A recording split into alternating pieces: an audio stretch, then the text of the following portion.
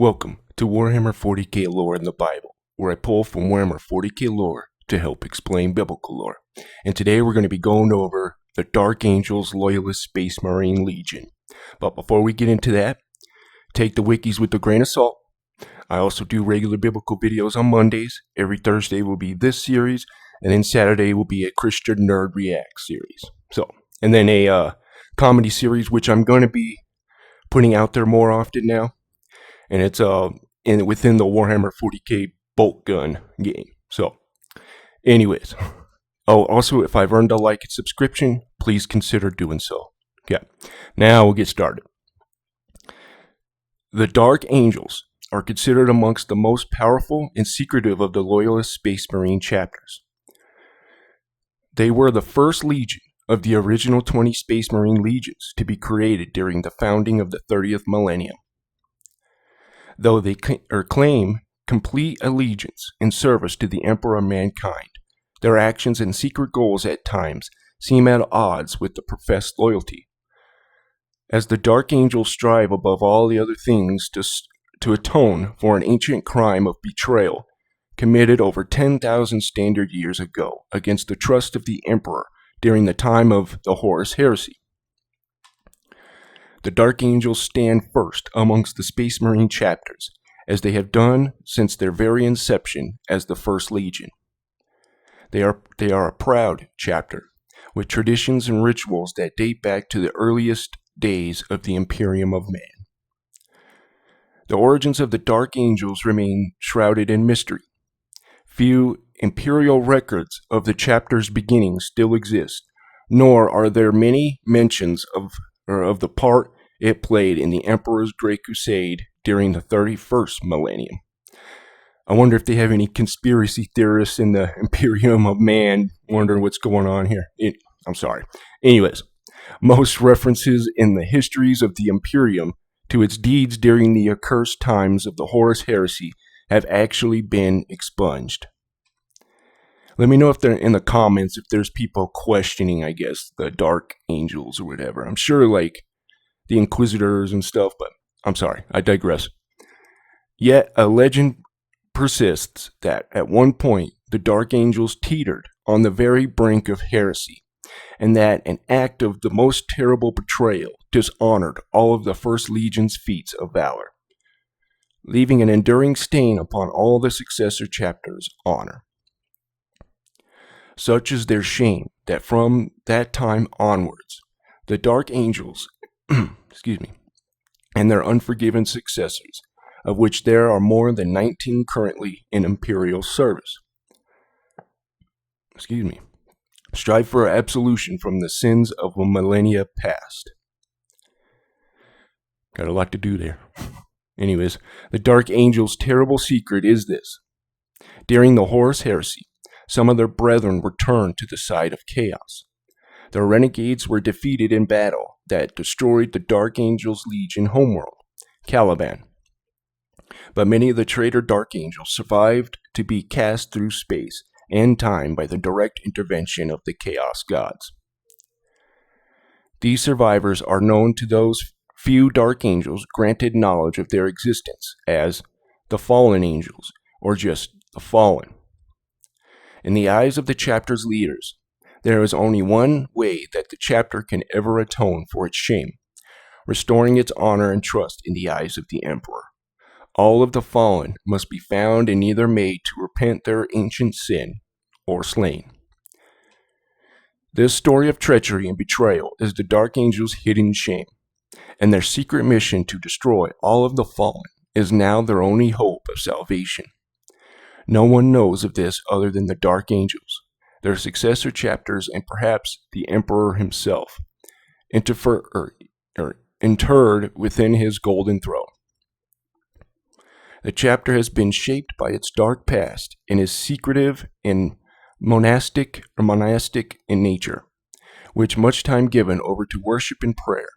There are many different levels within the chapter which individuals may gradually rise through. One attaining each new level, they are granted a little more knowledge of the truth behind the Dark Angels' origins. But only the highest ranking members of the chapter, the members of which what is known as the Inner Circle know the terrible, shameful secrets of what occurred 10,000 Terran years ago. Okay.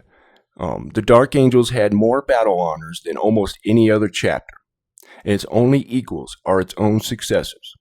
The chapter has fought the length and breadth of the Imperium and beyond, against every foe that has ever bested mankind. Dark Angels have held Orc Waz at bay and crushed planetary uprising and saved entire star systems from the incursion of the ruinous powers. They have fought across searing deserts and the cold void of space and dense carnivorous alien jungles and in the depths of the wildest underhives. That's got to be interesting. Yet, while chapters such as the Blood Angels and the Ultramarines are lauded wherever they fight, the Dark Angels shun laurels and turn their backs upon adulation. Sorry about that, guys. Even though the chapter has stood side by side with every major arm of the Imperium's military, it has always maintained a distance and aloofness that sets its brethren further apart from the bulk of humanity, and even from other Space Marines. When the Dark Angels join a larger force to execute a great war or imperial crusade, they do so according to their own unfathomable goals. When Dark Angel's force is committed to such a conflict, it invariably remains aloof. Its officers keep their own counsel on matters of tactics and strategy, and prefer to maintain their own lines of communication and supply sources.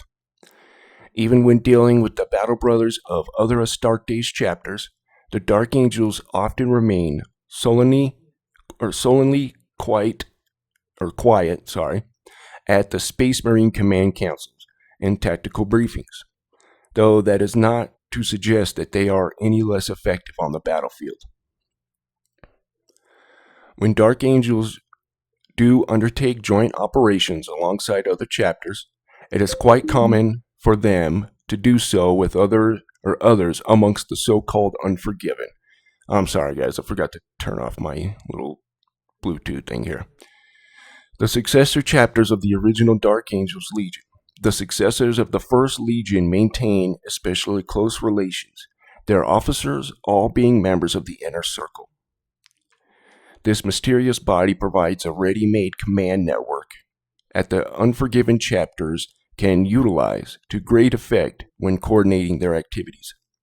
There is no presumption that the leaders of the Dark Angels have any inherent superiority over those that other Unforgiven chapters. Rather, the leaders work together closely, and if needed, elect one of their number as a nominal commander for the duration of the campaign. In one matter, however, the officers of the Dark Angels have superiority over those of the other Unforgiven chapters through the working of the Inner Circle, the hunt for the fallen. When hunting these turncoat Dark Angels who escaped the fall of Caliban, the Unforgiven operate under the auspices of the highest rank of the Inner Circle, and the very highest of these is the Supreme Grand Master himself, the Chapter Master of the Dark Angels. Through these machinations of the Unforgiven's Inner Circle, its members are internally vigilant, never resting in the hunt for the fallen. Even though knowledge of the fallen is withheld from the majority of the brethren, the results of the post-battle debriefings and psi-induced stress purges are fed back to the Inner Circle, and any sign of the presence of a fallen analyzed. In addition to the Dark Angels, chaplains are permanently attached to a company, and this allows them to hear the confessions of their brothers and to keep a close watch for signs of the fallen. When such traces are discovered, the Inner Circle moves without hesitation, deploying Unforgiven forces wherever they happen to be and retasking them with their new target. In most cases, it is the Raven Wing that locates such activity and the Death Wing that delivers the killing blow. But on occasion, entire Dark Angel strike forces have been recalled from the campaigns and committed to engage an enemy that only the highest rank of its officers have any true knowledge of. While the great deal of the Unforgiven's efforts and resources are committed to the hunt for the fallen, the majority of the brethren have no knowledge of the matter. Rather, the dark angels and their successors are constantly warned against the words of the heretic, and their chapter's dogma extols the virtues of the eternal hunt for those who would forswear that most powerful of oaths. The company chaplains preach sermons that tell of legendary figures betrayed by their own, often having fought in battles far from home. Numerous such tales exist, and each is revealed as a part of a slow, deliberate pattern. The brethren monitored all the while for their reaction. Only upon his ascension to the inner circle is a battle brother told anything approaching the truth, and even then, there are some secrets known only at the very highest tiers. How much of the shame of the dark angels a battle brother knows depends upon his station within the chapter and how far the agents of the inner circle trust him. He may have fought the fallen unwittingly, believing his foe yet another vile traitor, unworthy of only death. Perhaps his sergeants knew more, certainly his company master did, but he himself almost certainly would not. Conversely, there are some higher ranked brethren who, despite exemplary service, are never inducted into the inner circle. Perhaps the company chaplains harbor some small doubt or have reason to believe the individual will not be able to bear the terrible truth of what occurred during the Horus Heresy. Such Astartes are unlikely to progress much further, for at the highest levels of authority, the chapter is ever engaged upon the hunt of the fallen. All right, so we're going to pivot to the biblical stuff here, and we're going to start in the book of Enoch, chapter 6. This is about the watchers that fell. And you're going to see that there's good watchers and bad watchers. Yep. Okay, and it came to pass when the children of men had multiplied in those days and were born unto them beautiful and comely daughters. And the angels, the children of heaven, saw and lusted after them and said to one another, Come, let us choose us wives from among the children of men, and beget us children. And Samiaza, who was their leader, I have a plan for this guy here. But anyways, that's in the future. Who was their leader, and said unto them, I fear you will not indeed agree to do this deed, and I alone shall have to pay a penalty of a great sin. And they all answered him and said, Let us swear an oath, and all bind ourselves by mutual imprecations, not to abandon this plan, but to do this thing. Then swear they all together, and bound themselves by mutual implications upon it. So if you notice, they're doing this kind of like in secret, somewhat. Of course, God saw it, but anyways. And they were in all 200 who descended in the first days of Jared on the summit of Mount Hermon. And they called it Mount Hermon, because they had sworn and bound themselves by mutual imprecations upon it. And these are the names of their leaders: Semyaza, their leader, Arekaba, Ramiel, Kokabeel, Tamiel, Ramiel, Daniel, Ezekiel, Barakuel, Aziel. That's going to be interesting too, but anyways. Amoros, Batarel, Ananel, Zachiel, Semsapiel, Sataro, Terrell, Jomaya, or Jomiel, Serial, and these are the chiefs of tens. So we're going to move here. And all together they took themselves unto wives, and each chose for himself one. And they began to go unto him and defile themselves with them. And they taught them charms and enchantments in the cutting of roots and made the quating of plants.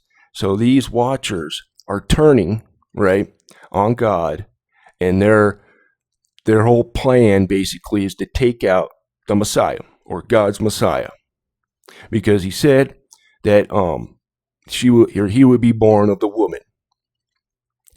And I think it's Genesis 3:14 where it basically says that the seed of the woman will destroy his head, basically.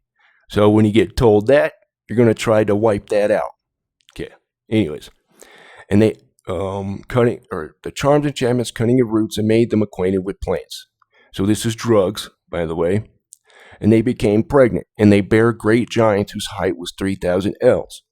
So now they're making these chaos entities, in a way, who consumed all the acquisitions of men. And when men could no longer sustain them, the giants turned against them and devoured mankind. And they began to sin against the birds, the beasts, the reptiles, and fish, and to devour one another's flesh and drink the blood. Then the earth laid accusation against the lawless ones. So, this is why you see all kinds of weird demons and stuff, right? Interesting. And the book of Enoch talks about how the spirits of these Nephilim, is what they're called, the giants and whatever else, since their primal origin was earth and they weren't created in heaven or, whatever, they would remain as evil spirits on the earth. So, move on here. But it's basically these watchers, they're doing something secret on top of Mount Hermon, which means like the sacred mountain. But anyways, Watcher in KJV Bible. So Daniel 4:13. And I saw the visions of my head, upon my bed, and behold, a watcher and a holy one came down from heaven. So this is a good one. This is a good guy.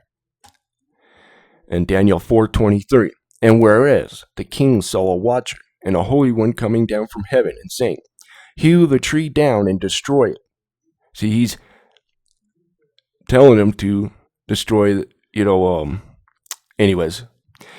Yet leave the stump of the roots, therefore, in the earth, even with a band of iron and brass, and tender grass of the field, and let it be wet with the dew of heaven, and let his portion be with beasts of the field, till 7 times pass over. So, we got 2 good watchers here. So, I'm not just throwing stuff out there. Also, Jude 1:14 gives a nod to the book of Enoch, and it pulls straight from it as well. So, all right. So, the sacred Mount Hermon and its associated culture monuments. Now, I get, guys, this is not exactly like the Dark Angels, but, and if you guys know of Dark Angels, they actually have these entities called the Watchers in the Dark. So, I'm going to bring that up at the end of this. But, anyways, the Mount Hermon is located to the south of Becca, on the border between Syria and Lebanon, reachable from Rakia. Considered one of the most picturesque Lebanon's towns, where the citadel of independence and old souks date back to the 17th century. The name Hermon is derived from the root herm, or sacred, called also Jabal al-Sheikh, or Sheikh, mountain of the chief. So this is that mountain where they said that oath and did whatever to enforce that oath.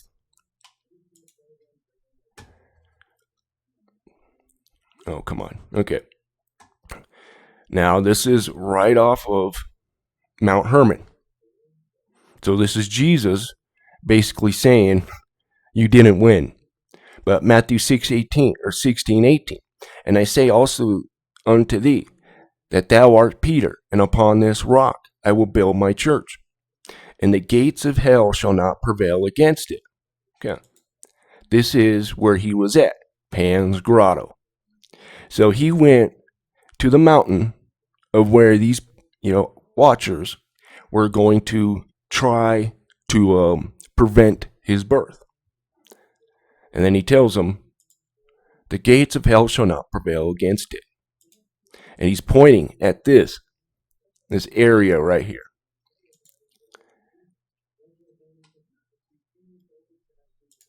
There's a little bit better pictures of it. But anyways, I don't feel like looking for all those. So it's interesting. And Pan, so we have right here, began to sin against the birds, the beasts, the reptiles, fish, devour one another's flesh. Well, Pan was a satyr. So, he would be a chaos entity.